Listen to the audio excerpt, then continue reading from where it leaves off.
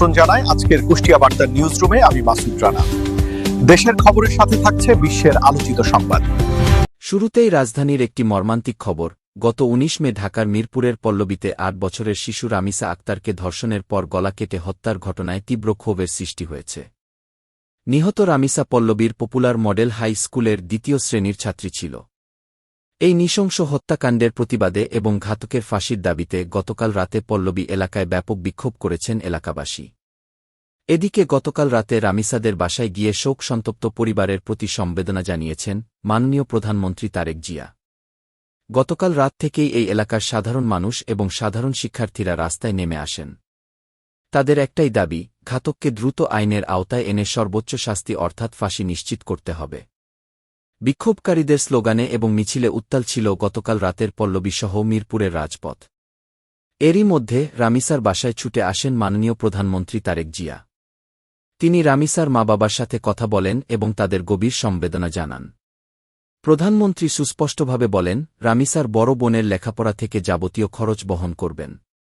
শোকাহত পরিবারকে আশ্বাস দিয়েছেন যে এই ন্যক্কারজনক ঘটনার সাথে জড়িত অপরাধী সোহেলকে কোনোভাবেই ছাড় দেওয়া হবে না এবং দ্রুততম সময়ের মধ্যে ন্যায় বিচার নিশ্চিত করা হবে।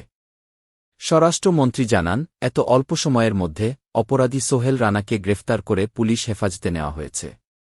আইনমন্ত্রী আসাদুজ্জামান মামলাটির গুরুত্ব বিবেচনা করে ৭ দিনের মধ্যে তদন্ত প্রতিবেদন, চার্জশিট জমা দেওয়ার জন্য পুলিশকে নির্দেশ দিয়েছেন। স্বরাষ্ট্রমন্ত্রী সালাহুদ্দিন আহমেদও জানিয়েছেন যে অপরাধীদের দ্রুততম সময়ে দৃষ্টান্তমূলক শাস্তি নিশ্চিত করতে সরকার সব ধরনের আইনি পদক্ষেপ নেবে। ২০ মে ঢাকার চিফ মেট্রোপলিটন ম্যাজিস্ট্রেট আদালতে হাজির করা হলে প্রধান আসামি সোহেল রানা স্বেচ্ছায় অপরাধ স্বীকার করে জবানবন্দি দেন। ৪৭ বিজিবির বিশেষ দল আজ কুষ্টিয়ার সীমান্ত এলাকায় এই অভিযান পরিচালনা করে। অভিযানে আনুমানিক ৩৮ লাখ টাকার বেশি মূল্যের ভারতীয় চোরাই পণ্য ও নিষিদ্ধ মাদকদ্রব্য উদ্ধার করা হয়। চোরাচালানের সাথে জড়িত থাকার অভিযোগে ঘটনাস্থল থেকে ২ জনকে আটক করা হয়েছে। বিজিবি জানিয়েছে, সীমান্ত সুরক্ষায় এবং চোরাচালান রোধে তাদের এই কঠোর নজরদারি ও অভিযান অব্যাহত থাকবে।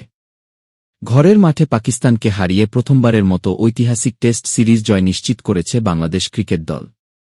এই সিরিজ জয়ে ক্রিকেট অঙ্গনে আনন্দের জোয়ার বইছে। আজকের সর্বশেষ খবর এটাই ছিল। পরবর্তী খবরের জন্য কুষ্টিয়া বার্তার সাথেই থাকুন।